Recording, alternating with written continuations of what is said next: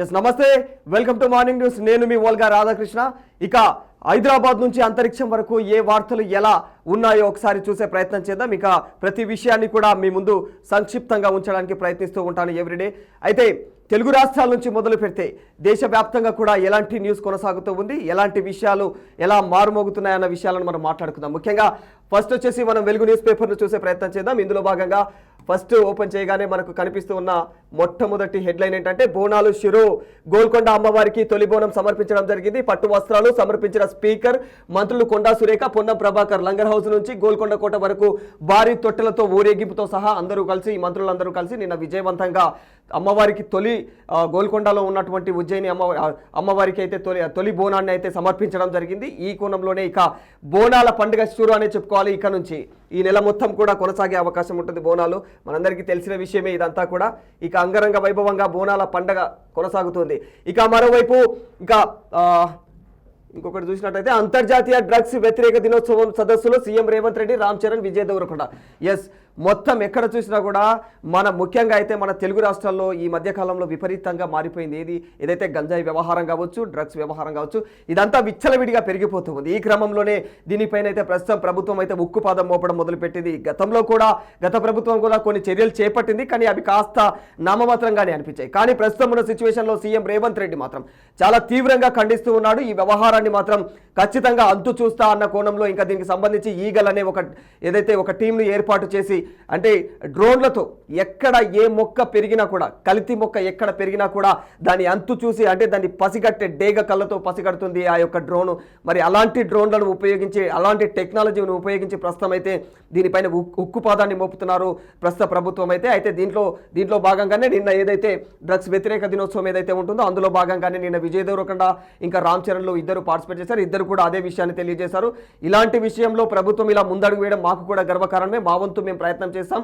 సమాజంలో మేము కూడా అంటే ఉన్నతంగా బ్రతుకుతున్నాం కాబట్టి, ప్రజల డబ్బుతో, ప్రజల సొమ్ముతో బ్రతుకుతున్నాం కాబట్టి ఖచ్చితంగా ఎలాంటి అంటే అవరోధాలు లేకుండా, ప్రజలు ఎలాంటి తప్పుదారులు పట్టకుండా, యువత ముఖ్యంగా ఎలాంటి తప్పుదారులు పట్టకుండా ఇలాంటి వ్యవహారాల్లో మేము ప్రభుత్వానికి అండగా నిలుస్తామంటూ ఇలాంటి వాళ్ళు నిలవడం నిజంగా హ్యాట్సప్ అనే చెప్పుకోవాలి. ఇక మరో విషయం వెలుగులో పెద్దగా వేసిన విషయం ఏంటంటే, పెద్దగా దీనికి సంబంధించి ప్రచురించడం జరిగింది. ఫోన్ ట్యాపింగ్ ప్రకంపనలు. దీనిపైన సొంత పార్టీ, ప్రతిపక్ష నేతలు, మీడియా, సినీ, ఫార్మా ఇండస్ట్రీ సహా ఎవ్వరినీ వదిలిపెట్టలేదు. అందరి ఫోన్లు ట్యాప్ చేయడం జరిగింది. గత ప్రభుత్వంలో ఉన్నప్పుడు, ప్రభుత్వం ఏదైతే ఉందో బీఆర్ఎస్ ప్రభుత్వంలో ఈ ఫోన్ ట్యాపింగ్ వ్యవహారం ఎంత భయంకరంగా కొనసాగిందంటే, అందులో వాళ్ళ సొంత మంత్రులు, ఎమ్మెల్సీలు, ఎమ్మెల్యేలను ఎవరిని వదిలిపెట్టారు. వాళ్ళే కాదు, సినీ రంగానికి చెందిన వాళ్ళు, మీడియా రంగానికి చెందిన వాళ్ళు, ఇలా రాజకీయ రంగానికి చెందిన వాళ్ళు ఎవరిని, ఓవైపు బిల్డర్లను, రియల్టర్లను, ఇలా రకరకాలుగా అందరినీ, ముఖ్యంగా చెప్పాలంటే జడ్జిలను, లాయర్లను కూడా ట్యాప్ చేయడం జరిగింది అంటున్నారు. మరి ఈ వ్యవహారంలో ఇంకా ఎలాంటి విషయాలు అంటే జడ్జిల యొక్క ఫ్యామిలీ, అంటే వాళ్ళ కుటుంబ సభ్యుల ఫోన్లు కూడా ట్యాప్ చేయడం, ఎందుకు ఇదంతా అసలు అంటే ఏం సాధిద్దాం అనుకున్నారో. మరి ఈ వ్యవహారంలో వాళ్ళు ఎంత మరి కూడగట్టుకుని ఎంత లాభం ఉంటే ఇంతమంది రాష్ట్ర వ్యాప్తంగా కూడా ఫోన్ ట్యాపింగ్, ఇదెంత అన్యాయం అంటే ఈ రైట్స్ ఎవరికి ఉండవు. ఏ రాష్ట్ర ప్రభుత్వం కూడా అట్లా చొరవ తీసుకొని ఫోన్ ట్యాపింగ్లు చేయకూడదు. కానీ ఇక్కడ మన దరిద్రం ఏంటంటే మన తెలుగు రాష్ట్రంలో అది కూడా తెలంగాణలో ఇది కొనసాగింది. ఇది నిజంగా దారుణం అని చెప్పుకోవాలి. ఈ విషయంలో అయితే హైకోర్టు జడ్జీలు, ఆయన భార్య ఫోన్లు కూడా ట్యాప్ చేయడం జరిగింది. 16 మంది హైకోర్టు జడ్జీల ప్రొఫైల్ను సిద్ధం చేసిరంట. ముఖ్యంగా ముర్రోయని మొత్తుకుంటారు సెలబ్రిటీలు అందరూ కూడా భయపడుతున్నారు వాళ్ళు. ఎందుకంటే మావేమన్నా ట్యాప్ అయినాయా, చెయ్యిర్రా, చెక్ చేయర్రా నాయన అని చెప్పేసి ఫోన్ ట్యాపింగ్ దగ్గర సిట్ టీం దగ్గరికి పోయి గగ్గోలు పెట్టుకుంటారు. పరిస్థితి అంత దారుణంగా అనిపోయి. ఈయన కూడా మాట్లాడుతున్నాడు, ఎవరు ఈ ఎన్నికల టైంలో నా ఫోన్ కూడా ట్యాప్ చేశారు, కేసీఆర్ కేటీఆర్ పై క్రిమినల్ కేసులు పెట్టాలి అంటూ మంత్రి వివేక్ కూడా ఆయన కూడా మొర్రోయని మొత్తుకుంటున్నాడు సిట్ టీం దగ్గర. నాయనా జరా నా ఫోన్ కూడా ట్యాప్ చేసిరు, నాది ఏదైతే పటాన్చెరువులో ఫ్యాక్టరీ ఉండనో అలా ప్రభుత్వం ఉన్నప్పుడు నా ఫ్యాక్టరీ క్లోజ్ చేసిరు, అధికారం ఉందని చెప్పేసి ఇట్లా అంటే ఎవరి మీద పడితే వాళ్ళ మీద ఉక్కుపాదం మోపి వాళ్ళ అణచివేత కార్యక్రమాలు చేపట్టిరు. ఇప్పుడు ప్రస్తుతం మాత్రము ఉన్న సిచ్యువేషన్లో అంటే మా ప్రభుత్వం ఉంది కాబట్టి ఇప్పుడు మేము కూడా అన్యాయాలు జరిగాయి కాబట్టి గత ప్రభుత్వంలో వాటిని నిలదీస్తాం, తాట తీస్తాం అన్న కోణంలో కూడా V6 వెలుగు అధినేత ఆయన మంత్రి వివేక్ కూడా మాట్లాడుతూ ఉన్నారు. ఇక ముఖ్యంగా దీనికి సంబంధించి మరో ప్రచురణ ఏంటంటే నిన్న ఆల్రెడీ మనం మాట్లాడుకున్నాం కదా, ఐఎస్ఎస్లోకి శుభాంశు శుక్లా ఇండియన్ ఆస్ట్రోనాట్ శుభాకాంక్షలు. శుభాంశు శుక్లా అంతర్జాతీయ అంతరిక్ష కేంద్రంలో ఆయన అడుగుపెట్టారు. అక్కడ డాకింగ్ అంటే జరిగిపోయింది, పూర్తిగా సక్సెస్ఫుల్గా జరిగిపోయింది డాకింగ్ వ్యవస్థ. ఇక అందులో భాగంగా మన భారతదేశం నుంచి ఆయన నిజంగా చాలా గర్వకారణమని చెప్పుకోవాలి. ఆయన ఇప్పటికీ అంటే 41 సంవత్సరాల తర్వాత మొట్టమొదటి వ్యక్తి, 41 సంవత్సరాల కంటే ముందు ఒక వ్యక్తి వెళ్ళి నుండే భారతీయుడు. కానీ ఇప్పుడు ప్రస్తుతం ఆయన వెళ్ళడం చరిత్ర సృష్టించిందని చెప్పుకోవాలి. అక్కడ ఆయనతో పాటు ఇంకా మరో 4 టీం మెంబర్స్ కూడా ఉన్నారు. అక్కడ వీళ్ళందరూ కూడా ఒక ప్రయోగానికి వెళ్ళారు అక్కడికి. రైట్, ఇది మళ్ళా అమెరికాను చెంపదెబ్బ కొట్టినాం, ఇరాన్ ఇజ్రాయెల్ యుద్ధంలో జోక్యం చేసుకున్న అమెరికాను చెంపదెబ్బ కొట్టామని Iran supreme leader Ayatollah Ali Khamenei అంటూ ఉన్నారు. ఇంకా మళ్ళీ తమపై దాడులు చేస్తే భారీ మూల్యం చెల్లించుకోక తప్పదన్నట్లయితే ఆయన ఆయతుల్లా అయితే తెలియజేస్తున్నాడు. అంటే అమెరికా మధ్యలో మేము యుద్ధాన్ని ఆపుతున్నాం, నేను శాంతి దూతను, నాకు శాంతి నోబెల్, ఇదంతా కూడా ఆయన ఏదో శాంతి నోబెల్ రావడం అంటే అంత ఆశమాష అనుకుంటున్నారు పిల్లల పరాశకంలాగా. ఆ విషయంలో ఆయనకు శాంతి బహుమతి కావాలంట, శాంతి నోబెల్ రావాలంట. అందుకోసం అని చెప్పేసి నేను ప్రతి దేశాన్ని ముందు చిచ్చు పెడతాడు, గుద్దులాట పెట్టిన తర్వాత మధ్యలో నేనే దాన్ని సద్దు మంచిని అన్న కారణంలో ప్రపంచం దృష్టికి తీసుకురావడానికి ఆయన ఏదో శాంతి నోబెల్ ఏదో ప్రైజ్ అంట, దానికోసం అని చెప్పేసి ఆయన వ్యవహారం అట్లా కొనసాగిస్తున్నాడు. అటువంటి వ్యవహారాలు మా దగ్గర పనికిరావు అని డైరెక్ట్గా చెప్తున్నాడు. ఎవరు? ఆయన ఆయతుల్లా, ఇరాన్ అధ్యక్షుడు. రైట్, ఇంకా ఫోన్ ట్యాపింగ్ వ్యవహారంలో చాలా వ్యవహారాలే బయటపడ్డాయి. ఇంకా వందల సంఖ్యలో సాక్షులు కూడా వాంగ్మూలాలు కూడా సిట్ టీం అయితే సేకరించింది. ఇక ఈ ఫోన్ ట్యాపింగ్ వ్యవహారంలో బీజేపీ చూపు సిబిఐ వైపు ఉంది. ప్రస్తుతం ఉన్న సిచ్యువేషన్లో బీజేపీ ప్రస్తుతం ఏంటంటే రాష్ట్ర ప్రభుత్వం మీద కంటే సిబిఐ మీద, అంటే కేంద్ర ప్రభుత్వం కేటాయించే ఏదైతే సిబిఐ ఉందో వీటిపైన ఎక్కువ ఆశలు పెట్టుకుంది. కానీ ప్రస్తుత ప్రభుత్వం ఏం చేస్తూ ఉందంటే ఇంతకుముందు లిక్కర్ స్కామ్లో జరిగిన వ్యవహారమే మళ్ళీ అంటే నీరుగార్చే వ్యవహారం కొనసాగుతుంది అన్న భయంతో అయితే ప్రస్తుతం రాష్ట్ర ప్రభుత్వం భయపడి కేంద్రానికి ఈ యొక్క కేసును అప్పజెప్పడం లేదు. ప్రస్తుతం ఉన్న సిచ్యువేషన్లో ఇదే డీల్ అంటే రాష్ట్ర ప్రభుత్వమే డీల్ చేయాలి అన్న కోణంలో అయితే తెలుస్తోంది. మరి చూడాలి ఎంతవరకు ఈ వ్యవహారంలో. ఇక పిల్లలకు చాక్లెట్లు కొనివ్వాలన్నా భయపడాల్సిన పరిస్థితి ఏర్పడుతుంది అంటుండు రామ్ చరణ్. ఎందుకంటే ఇప్పటిదాకా మనం డ్రగ్స్ వ్యవహారం గురించి మాట్లాడాం కదా, ఆ వ్యవహారంలో పిల్లలకు కనీసం చాక్లెట్ కొనియాలన్నా భయపడాల్సిన పరిస్థితులు ఏర్పడుతున్నాయన్న కోణంలో వీళ్ళంతా భయపడుతూ ఉన్నారు. ఎందుకంటే నిజంగానే ప్రస్తుతం ఉన్న సిచ్యువేషన్లో అయితే మనందరి అంటే పిల్లలను అంటే ఎక్కడ ఏ కల్తీ జరుగుతుందో అన్న వ్యవహారం కొనసాగుతుంది. ఇక ఫోన్ ట్యాపింగ్ వ్యవహారమే ప్రస్తుతం జోరుగా కొనసాగుతుంది. తెలంగాణ వ్యాప్తంగా కూడా ఇవే రాజకీయాలు చర్చనీయాంశంగా మారిపోయాయి. ఇందులో భాగంగా రాబోయే 5 ఏళ్ళు రేవంత్ రెడ్డి సీఎంగా ఉంటాడు. ఆ తర్వాత నేను ప్రయత్నిస్తాను. ఎవరైతే అన్న జగ్గారెడ్డి ఉన్నాడో, జగ్గారెడ్డి ఏమంటుండంటే ఇంకా ఈ 3 ఏళ్ళే కాదు, వచ్చే 5 ఏళ్ళు కూడా సీఎం రేవంత్ రెడ్డి ఉంటాడు, ఇక మిగిలిన ఆ తర్వాత మాత్రం నేను సీఎం అవుతాను అంటున్నాడు అన్న. మరి ఎందుకు, ఏం ఆశలు పెట్టుకున్నా, మరి ఎట్లా అది ఎందుకు అనిపించింది అట్లా? మోదీ పాలనలో అప్రకటిత ఎమర్జెన్సీ రైతు కమిషన్ చైర్మన్ కోదండరెడ్డి. మోదీ పాలనలో అంటే 11 ఏళ్ల పాటు కూడా అప్రకటిత ఎమర్జెన్సీ విధించడం. ఎందుకంటే ఇంతకుముందు వాళ్ళు అంటే బీజేపీలో ఎవరైతే అంటే ఇందిరాగాంధీని ఆమెను ఎమర్జెన్సీ అని చెప్పేసి ఆమెను కాస్త అవమానించడం జరిగింది. కాబట్టి వీళ్ళు రాజకీయంగా ఈ వ్యవహారం ఇలా కొనసాగుతుంది అన్నట్టు ఒకరి మీద ఒకరు. ఇక ముఖ్యమైన వార్త ఏంటంటే ఇప్పుడు స్కూళ్ళు ఓపెన్ అయినాయి. ప్రైవేటు స్కూళ్ళపై సైడ్ బిజినెస్ అంటే ప్రైవేట్ స్కూళ్ళ సైడ్ బిజినెస్, దీని గురించి నిజంగా ఖచ్చితంగా మనం డిస్కస్ చేయాలి, దీని గురించి మాట్లాడాలి. ఎందుకంటే ఇప్పుడు కొత్తగా అంటే అన్ని స్కూళ్ళు ఓపెన్ అయినాయి కాబట్టి ఇప్పటికే పిల్లల యొక్క తల్లిదండ్రులు పీడ్చుక తింటూ ఉన్నారు. వీళ్ళ పరిస్థితులు ఎట్లున్నాయంటే బ్రతకడానికే కష్టము, పిల్లలను పోషించడానికే కష్టం ఉన్న మిడిల్ క్లాస్ల దగ్గర వీళ్ళ దగ్గర అంటే చదువు చెప్పాలి. వీళ్ళ బాధ్యత ఏంది? స్కూల్ అన్నప్పుడు వీళ్ళ బాధ్యత చదువు వరకే ఉండాలి. వీళ్ళు బిజినెస్ ఏంటంటే బట్ట మొత్తం వాళ్ళ ట్యాగులు, బుక్కులు, పెన్నులు, పెన్సిళ్ళు అన్నీ కూడా వీళ్ళే మళ్ళా అక్రమంగా వీళ్ళు నడిపిస్తారు అన్నట్టు. లేదు, వీళ్ళు చెప్పిన చోటుకే వెళ్ళాలి. ఇగో ఏంది ఈయన చూడు, హైదరాబాద్ సిటీ హ్యాబిట్స్లోని ఓ ప్రైవేట్ స్కూల్లో మేనేజ్మెంట్ తాము చెప్పిన చోటనే పుస్తకాలు, బుక్స్, యూనిఫామ్ తీసుకోవాలని తల్లిదండ్రులకు హుకుం జారీ చేసింది. దీంతో చేసేదేమీ లేక స్కూళ్లకు సుమారు 15 కిలోమీటర్ల దూరంలో కూడా అంత దూరం వీళ్ళు అవన్నీ తెచ్చుకోవాలి. ఎందుకంటే వీళ్ళ కథలన్నీ ఆడ నడుస్తాయి కాబట్టి, వీళ్ళ షాపులన్నీ అక్కడ ఉంటాయి కాబట్టి వీళ్ళ వ్యవహారం ఇట్లా. ఎందుకు లక్షలు పెట్టి 1వ తరగతికి 15-20 వేలు పెట్టి బట్టలు, అవి పెన్నులు, బుక్కులు అంట. ఏం చదువుతారు, ఏం చెప్తారు? ఆ ప్రైవేట్ స్కూల్లో చెప్పేదేదో, గవర్నమెంట్ స్కూల్లో చెప్పేదేదో రెండు సేమే కదా. ఇంకా అక్కడనన్నా విలువైనటువంటి ఉపాధ్యాయులు ఉంటారు. గవర్నమెంట్ ఖచ్చితంగా యూనిఫామ్ ఇస్తున్నది, బుక్కులు ఇస్తున్నది, ఎవ్రీథింగ్ ప్రతిదీ. అంటే పిల్లలకి ఏం కావాలి, మధ్యాహ్న భోజన పథకాలు ఇవన్నీ ఇస్తుంటాయి కూడా. ముందుగాల తల్లిదండ్రులను అనాలి. ఎందుకంటే వాళ్ళకు సోకులు ఎక్కువైనాయి. వాస్తవానికి ఇక్కడ ఒకరిని చూసి కుక్కను చూసి నక్కాతన పులిని చూసి నక్కాత పెట్టుకున్నది అంటారు చూడు, ఆ రకంగా సోకులు ఎక్కువయ్యి ఈ వ్యవహారం మనకు బతకనికనే తిప్పలవుతున్నప్పుడు, ప్రభుత్వం మంచి ఫెసిలిటీ కల్పిస్తున్నప్పుడు ఎందుకు మన పిల్లలను గవర్నమెంట్ స్కూళ్ళల్లో చదివించకూడదు, గవర్నమెంట్ కళాశాలల్లో ఎందుకు చదివించకూడదు? ఈ వ్యవహారంలో నిజంగా చెప్తున్నా పేరెంట్స్ కూడా పెద్ద తప్పే ఉంది. ఇక్కడ ప్రభుత్వం కావాల్సిన సహకారం అందిస్తుంది. ఇక్కడ వీళ్ళకు ఊతం ఇచ్చేది ఎవరు తెలుసా? మనమే వీళ్ళకు ఊతం ఇస్తున్నాం. ఇది ఈ వ్యవహారంలో ఇట్లా కొనసాగుతున్నది. ఉప్పల్లోని ఓ ప్రైవేట్ స్కూల్లో 1వ తరగతి చదివే పిల్లల నోట్బుక్స్ టెక్స్ట్ బుక్స్లకు 7,000 అంట. న్యాయమా ఇది? వీళ్ళు ఏం చేయాలి? చదువు చెప్పాలి, బిజినెస్లు చేయొద్దు. చదువు విషయంలో కూడా పెద్ద పెద్ద ఫీజులు పెట్టి ఇంకా అదే పెద్ద బిజినెస్. దానికి తోడు మళ్ళీ ఎక్స్ట్రా కరికులం యాక్టివిటీస్ వీళ్ళ ఈ ప్రైవేట్ దందాలో. వీళ్ళ స్కూల్ అన్నది ఇవి పాఠశాల విద్య నేర్పేటివి కావు, ఇవి దొంగలీలు. వీళ్ళని పట్టించుకోవద్దు. ఇట్లాంటి దాంట్లో గవర్నమెంట్ స్కూళ్ళల్లో వేసుకొని పిల్లల భవిష్యత్తు మంచిగా ఉంటుంది. ఎందుకంటే అక్కడ ఒకరొకరు పీజీలు పిహెచ్డీలు చేసి వాళ్ళు సరైన క్రమశిక్షణ ఏంది విద్యాభ్యాసం ఎట్లా చేయాలి, పిల్లలకి ఎట్లా విద్య నేర్పాలని ఒక క్రమశిక్షణ బీఈడీలు ఇట్లాంటివి చేసి వస్తారు. వాళ్ళు తిన్నదరగక చేసి రారు. గవర్నమెంట్ అంత టెస్టులు పెట్టి వీళ్ళని తీసుకొచ్చి గవర్నమెంట్ స్కూళ్ళల్లో తిన్నదరగక వేయదు. ఇంత సేవలు చేస్తూ ఉంటే, గవర్నమెంట్ ఇన్ని రకాలుగా హెల్ప్ చేస్తూ ఉంటే చదువుర్రా నాయన అంటే ఒకప్పుడు అంటే ఇంగ్లీష్ మీడియం లేకుండా తెలుగు మీడియం ఉండే గవర్నమెంట్ స్కూళ్ళల్లో. ఈ వ్యవహారంలో అలా అంటే తప్పలేదు, ఇంగ్లీష్ మీడియమే కావాలి, ఆ ప్రపంచం పరుగులు పెడుతుంది English medium side technology side అనుకున్నాం. కరెక్టే, ప్రైవేట్ స్కూళ్ళకు మొగ్గు చూపిరు. కానీ తర్వాత మళ్ళీ అదే గవర్నమెంట్ స్కూళ్ళల్లో ప్రభుత్వం ఇదంతా పసిగట్టి మళ్ళీ పిల్లల భవిష్యత్తు బాగుండాలని మళ్ళీ ఇంగ్లీష్ మీడియం కూడా ప్రవేశపెట్టింది కదా.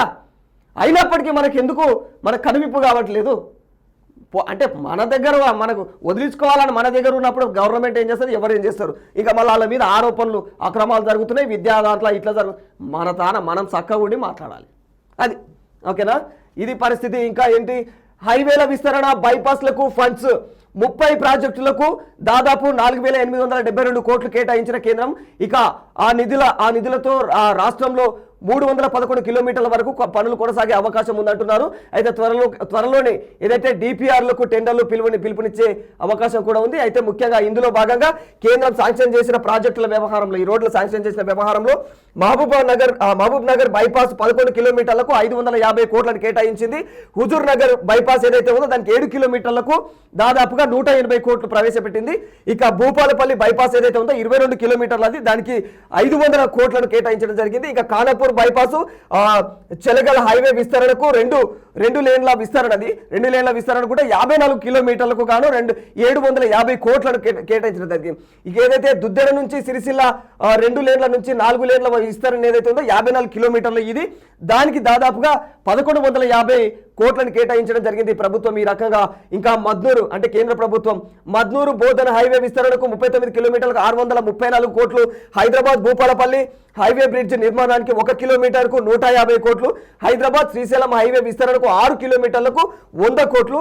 హైదరాబాద్ భూపాలపల్లి హైవే విస్తరణ 35 కిలోమీటర్లకు 270 కోట్లను కేంద్ర ప్రభుత్వం శాంక్షన్ చేయడం జరిగింది. ఇక ఈ వ్యవహారం మరి ఇందులో ఇట్లా ప్రభుత్వాలు ఇట్లా శాంక్షన్లు చేస్తూ ఉంటాయి, కానీ వీళ్ళు సరైనలకు కట్టబెట్టక అందులో జరిగే అవినీతి అక్రమాలు మాత్రం విపరీతంగా ఉంటాయి. మరో 5 ఇంట్రెస్టింగ్ గ్రేటెడ్ గురుకుల టెండర్లు ఖరారు. త్వరలోనే మరో 6 టెండర్ల ఫైనల్ చేయనున్న సిఓటి. ఇక ఇది పరిస్థితి. అంటే ఫోన్ ట్యాపింగ్ వ్యవహారంలోనే ఇందులో ఎక్కువగా ప్రచురించడం జరిగింది. ఇంకా 8 లక్షల కోట్ల అప్పులున్నా కూడా ప్రభుత్వం అయితే ప్రస్తుతం ఇప్పటికీ దాదాపు అన్ని రకాలుగా కూడా రాష్ట్రంలో ప్రజలందరికీ కూడా సహకరించే పరిస్థితులు నెలకొన్నాయి. ఈ విధంగా ప్రభుత్వం నుంచి అయితే సహాయ సహకారాలు అందుతున్నాయన్న కోణంలో అయితే తెలియజేస్తూ ఉంది. ఇక నమస్తే తెలంగాణకు ఒకసారి వెళ్ళి చూద్దాం ఇక్కడ ఎలా ఉన్నాయి విషయాలు, ఏ విధంగా ఇక్కడ దేనిపైన ప్రచురించారు. ఇక డేంజర్ జోన్లో జూరాల ప్రాజెక్టు. సొంత జిల్లా ప్రాజెక్టులపై పట్టింపు లేని సీఎం రేవంత్ రెడ్డి. బీఆర్ఎస్ ప్రభుత్వం నాటి నిధులతోనే మరమ్మతులు. 19 నెలలైనా కూడా అదనంగా పైసా విధించలేని ప్రభుత్వం. 8 కోట్ల పాత బకాయిల్లో 1 కోటి మాత్రమే చెల్లింపు. ప్రమాదం లేదంటూ అధికారుల బుకాయింపు. కాళేశ్వరంపై కాంగ్రెస్ నాయకుల కారు కూతలు. జూరాల దెబ్బతింటుందంటున్నా కూడా నోరు మెదపని వైనం. ప్రాజెక్టులను పరిశీలించేందుకు కూడా ఇక అక్కడికి ఎవరు కూడా రాని పరిస్థితి కనిపిస్తుంది.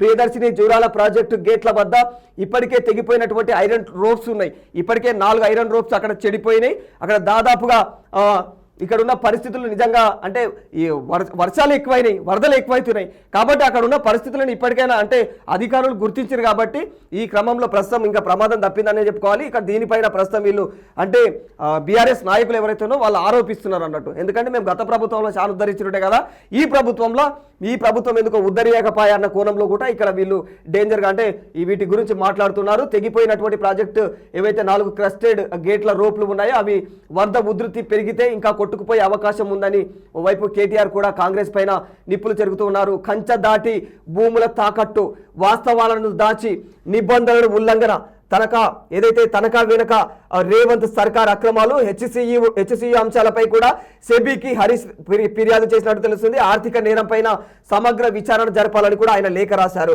ఇక హెచ్సియులో అడవి ధ్వంసంపై కేసు, నిందితులుగా రాష్ట్ర ప్రభుత్వం, పోలీసుల న్యాయవాది ఫిర్యాదులపై ఎన్హెచ్ఆర్సీ ఆదేశం. స్థానిక సమరం, కాంగ్రెస్ కలకలం. సొంత సర్వేలోనే నేటి రిపోర్టుతో కంగుతిన్న కాంగ్రెస్. నియోజకవర్గాలకు దూరంగా 40% మంది ఎమ్మెల్యేలు, 5 మంత్రులు, 32 మంది ఎమ్మెల్సీలపై వ్యతిరేకత. 75% నియోజకవర్గంలో నేతల మధ్య వర్గ విభేదాలు, ప్రభుత్వ అసమర్థత.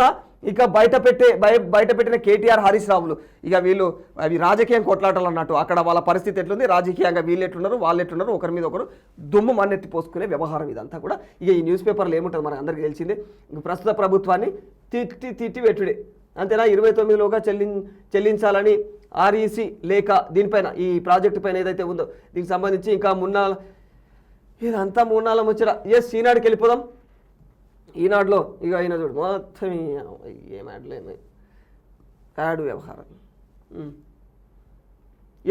ఈయన మెయిన్గా ప్రచురించింది నింగినంటిన సంబరం. ఇదే మన శుభాంశు శుక్లా గురించి. ఆయన చరిత్ర సృష్టించిన శుభాంశు శుక్లా నిల్చోవడం సులభంగా ఉంది కానీ తల భారంగా ఉంది అంటే అక్కడ ఉన్న పరిస్థితులు ఆయన చెప్తున్నాడు అన్నాడు శుభాంశు శుక్లా. అక్కడ పరిస్థితులు ఈ విధంగా ఉన్నాయి, చాలా సంతోషంగా అనిపిస్తుంది ఫస్ట్ నేను ఇక్కడికి వెళ్ళడం అని కూడా. ప్రభుత్వ ఉద్యోగులు పెన్షనర్లకు ఊరట. 108 కోట్ల వైద్య బిల్లులు విడుదల. ఇప్పటి వరకు ఏవైతే పెండింగ్ వైద్య బిల్లులు ఏవైతే ఉన్నాయో, ఏవైతే ఈ ఉద్యోగులు పెన్షన్దారులు ఎవరైతే ఉన్నారో వాళ్ళందరికీ కూడా 180 కోట్ల ఆ బడ్జెట్ని అయితే రిలీజ్ చేయడం జరిగింది అన్నట్టు ఉత్తమన చెప్తున్నాడు అన్నట్టు. ఇక బనకచెర్ల 2 రాష్ట్రాలతోనూ సమావేశం ఇప్పటికే 10 రోజులలోపు నిర్వహిస్తామని కేంద్ర జలశక్తి మంత్రి సిఆర్ పాటిల్ కూడా వెల్లడించారు. ఇప్పటికీ దేశవ్యాప్తంగా కూడా మేము చాలా అంటే అనేక రకాలైనటువంటి ఈ 11 సంవత్సరాల ఎన్డీఏ పాలనలో జలశక్తి శాఖ సాధించిన విజయాలు చాలా ఉన్నాయి. ఇక తెలంగాణ, ఆంధ్రప్రదేశ్లోనూ ఏదైతే ఈ వ్యవహారం కొనసాగుతుందో బనకచెర్లది, దీన్ని కూడా మేము పరిష్కరిస్తాం. ఈ వ్యవహారంలో కూడా మేము ఇన్వాల్వ్ అవుతాం అన్న కోణంలో మన కేంద్ర మంత్రులు అయితే జలశక్తి మండలి మంత్రి ఆయన తెలియజేస్తున్నాను. తెగిన జూరాల గేట్ల తాళ్లు, ముందస్తు వరదలతో వెలుగులోకి. 8 గేట్ల రోప్ల మార్పిడికి ఫిబ్రవరిలో నిధుల మంజూరు. 4 గేట్ల మార్పిడి పూర్తి. 12వ గేట్ నుంచి లీక్ అవుతున్న నీళ్లు. ప్రాజెక్టుకు నిర్వహణపై కొన్నేళ్లుగా నీడలు. ఇది వ్యవహారం అంటే ఏది 67 రేడియల్ గేట్లు ఉన్నాయి ఇందులో. అయితే 8 గేట్లు మాత్రం ఇందులో రోప్లు నీటి తాకిడికితో ఇప్పటికే తుప్పుపట్టిపోయి అందులో దాదాపు ఏదైతే 8, 12, 19, 27 గేట్ల రోప్లు ఏవైతే ఉన్నాయో అవన్నీ కూడా పూర్తిగా ధ్వంసమైందని అయితే కమిటీ తెలియజేస్తుంది. ఇక దీనికి సంబంధించి 2009లో కూడా ఈ ప్రాజెక్టు నుంచి గరిష్టంగా 12 లక్షల క్యూసెక్ల వరద నీరు దిగువకు వెళ్ళిపోయేది. దీనికి సంబంధించి ఈ నేపథ్యంలోనే ఇప్పటికిప్పుడు బ్యారేజీకి సంబంధించి ప్రమాదమే లేకపోయినా వెంటనే పునరుద్ధరణ పనులు అయితే చేపట్టాలి. దీనికి సంబంధించి ఈ ప్రాజెక్టు వ్యవహారం 1997లో వినియోగంలోకి వచ్చింది ఈ ప్రాజెక్టు. ఇక 2019లో కూడా అక్కడ ఏ విధమైనటువంటి నష్టం వాటిందో ఆ వ్యవహారాలను కూడా ప్రభుత్వాలకు అందజేసారు గత ప్రభుత్వానికి. అయినా కూడా అవి పట్టించుకోలేదు. 2019, 2021, 22లో అయినా కూడా మళ్ళీ ఈ ప్రభుత్వం పైన అది దుమ్మెత్తిపోతుంది, ఆ ప్రభుత్వం పైన వీళ్ళు దుమ్మెత్తిపోతుంది. ఇదే వ్యవహారం. కానీ ఆడ ఉన్నది ఉన్నట్టే ఉంటుంది. మళ్ళీ ఆడ ఏం ఉరగదు, ఆడ మార్పులు చేర్పులు అయితే జరగవు. వీళ్ళు కొట్టుకదచ్చుడే.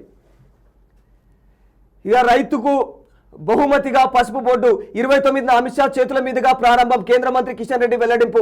ఏదైతే పసుపు బోర్డు ఉందో అది రైతుల జీవితాల్లో వెలుగులు నింపే ఉద్దేశంతోనే కేంద్ర ప్రభుత్వం నిజామాబాద్లో జాతీయ పసుపు బోర్డును ఏర్పాటు చేయడం జరుగుతుంది. దీనికి సంబంధించి కేంద్ర మంత్రి అమిత్ షా కూడా ఇక్కడికి రావడం జరుగుతుంది. దాన్ని ఓపెన్ చేస్తూ ఉంటారనమాట.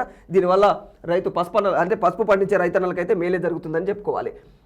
ఇక ఇది పరిస్థితి ఈరోజు ఉత్తమన్న ఇంకా బనకచెర్ల వ్యవహారం. ఇది మనకి ఇందులో ఈనాడులో ప్రచురించడం. ఇక ఒక్కసారి ఈనాడులోనే మనం ఆంధ్ర విషయంకి వచ్చేద్దాం. ఒక్కసారి ఆంధ్రాలో ఏం జరుగుతుందో కన్నేద్దాం. వీళ్ళ ఆడులు చల్లకుండా ఎన్ని పైసలు వస్తాయి, ఎన్ని కోట్లు వస్తాయి వీళ్ళకి. ఇట్లా నిజంగా ఇదో దందా. సరే నింగినటిన సంబరం ఇది యాజ్ యూజువల్, అది మనం ఇప్పటిదాకానే చదివినాం.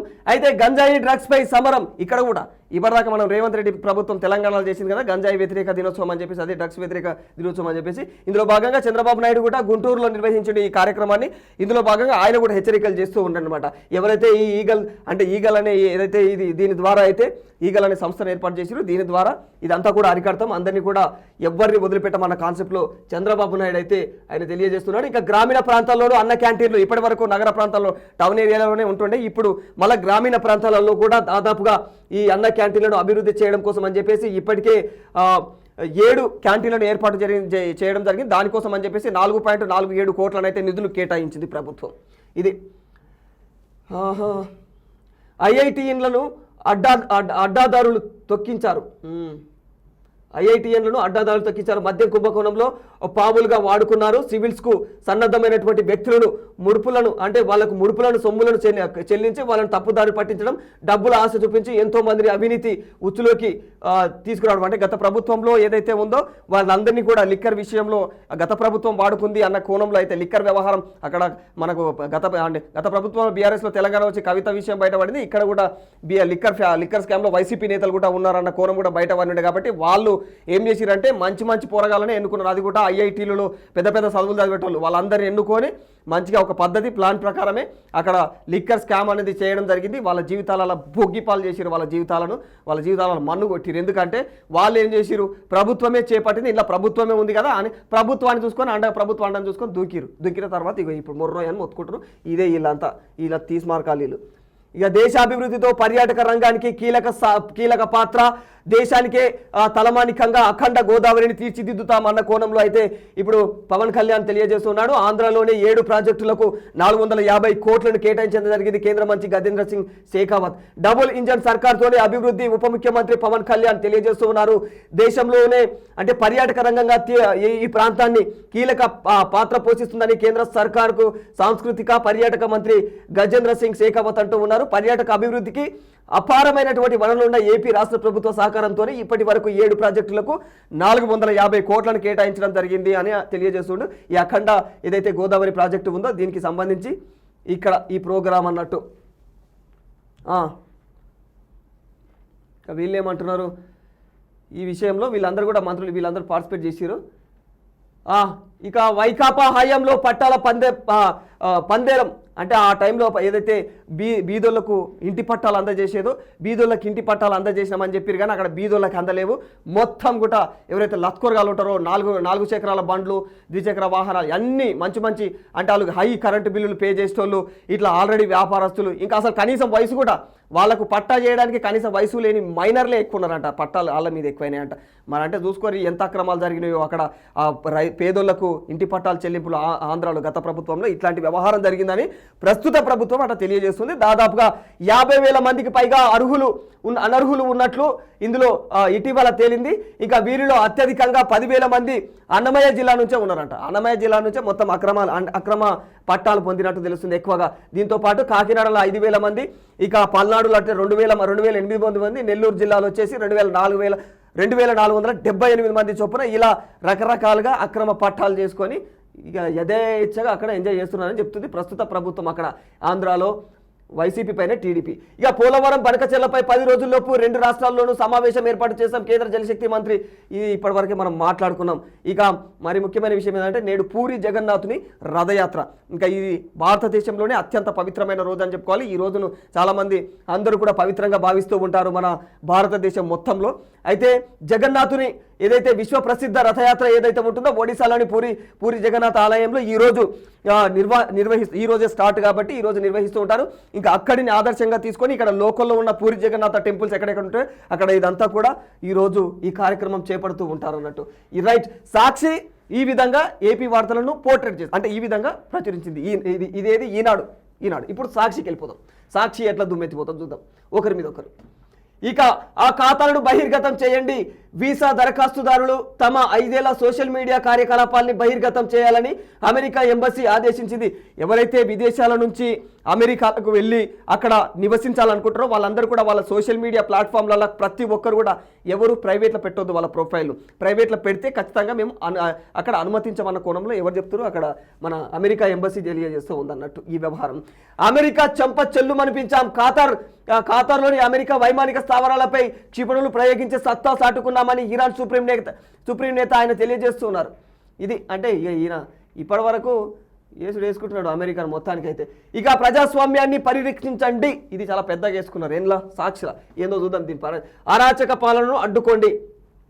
చంద్రబాబు సర్కార్ కక్ష సాధింపు, నిరంకుశత్వం, అప్రజాస్వామిక పోగడలపైన గవర్నర్ జస్టిస్ నజీర్కు వైఎస్ఆర్సీపీ అధినేత వాళ్ళందరూ కూడా వైఎస్ఆర్సీపీ నేతలందరూ కూడా ఫిర్యాదులు చేయడం జరిగింది. స్వతంత్రం వచ్చాక ఇంత దుర్మార్గమైనటువంటి రాజకీయం మాత్రం మేము ఎక్కడ చూడలేదని వీళ్ళు చెప్తున్నారు. అది అయితే వీళ్ళు ఈ విధంగా గవర్నమెంట్ జస్టిస్కు నజీర్కు ఫిర్యాదు చేస్తూ వైఎస్ఆర్సీపీ ప్రజాస్వామ్య దానిపైన నాయకులు వీళ్ళందరూ కూడా ఎన్నికల హామీలపై జరిగినటువంటి ఏదైతే జనానికి హామీలు ఇచ్చారో వాటిపైన ఇప్పటికీ పనులు కొనసాగుతలేవు. దానికి సంబంధించి జనాలు కూడా నిలదీస్తూ ఉన్నారు. అయినా కూడా డైవర్షన్ పాలిటిక్స్ కోసం అని చెప్పేసి ఇలా వైసీపీ మీద టీడీపీ మొత్తం కూటమి ప్రభుత్వం పడింది అన్న కోణంలో వైసీపీ వాళ్ళు ఆరోపణలు చేసుకుంటూ ఉన్నారు. ఇక జగన్మోహన్ రెడ్డి కూడా ఆయన తెలియజేస్తున్నారు. హైకోర్టులో విచారణ జరుగుతున్న రాజ్యాంగాన్ని ఉల్లంఘించి అప్పుల టీడీపీ కూటమి సర్కార్పై మాజీ సీఎం వైఎస్ జగన్మోహన్ రెడ్డి ధ్వజమెత్తుతున్నారు. 9,000 కోట్ల అప్పు కోసం దాదాపు 1.91 లక్షల కోట్ల ఖనిజ సంపద తాకట్టు పెడతారా? ప్రభుత్వానికి ఆర్థిక క్రమశిక్షణ లేకపోవడం రాజ్యాంగ ఉల్లంఘనకు ఇదే తార్కాణమని ఆయన తెలియజేస్తున్నారు. మా హయాంలో 5 ఏళ్లలో చేసిన అప్పుల కోసం అప్పులను ఈ ప్రభుత్వం ఒక్క ఏడాదిలోనో మొత్తం మనకి దాన్ని పూర్తి చేసింది. ఇక ఇది ప్రస్తుతం ఉన్న ప్రభుత్వ పరిస్థితి అన్నట్లు ఆయన తెలియజేస్తున్నాడు. కేంద్ర ఆర్థిక మంత్రి నిర్మలా సీతారామన్ జాతీయ మీడియా సంస్థలను ఆయన ట్యాగ్ చేస్తూ ఈ వ్యవహారాన్ని ఆయన ఈ ప్రస్తుత ప్రభుత్వం ఎంత అప్పులు చేస్తుంది అన్న కోణంలో ఆయన అయితే ఆర్థిక మంత్రికి వాళ్ళందరికీ కూడా కేంద్ర ఆర్థిక మంత్రులకు అందరికీ ట్యాగ్ చేస్తూ ఉన్నాడు జగన్మోహన్ రెడ్డి. ఇవి ఆంధ్ర న్యూస్. ఇక ఈ మొత్తం యాడ్లే ఉంటాయి కాబట్టి ఇది ఇవాల్టి టాప్ స్టోరీస్. ఇక ప్రతిరోజు ఇలాంటి మంచి ఇన్ఫర్మేషన్స్ మాట్లాడుకుందాం. అప్పటి వరకు అంటే వోల్గా న్యూస్ను ప్రతి ఒక్కరు ఫాలో అవుతూనే ఉండండి. నేను మీ రాధాకృష్ణ, సైనింగ్ ఆఫ్.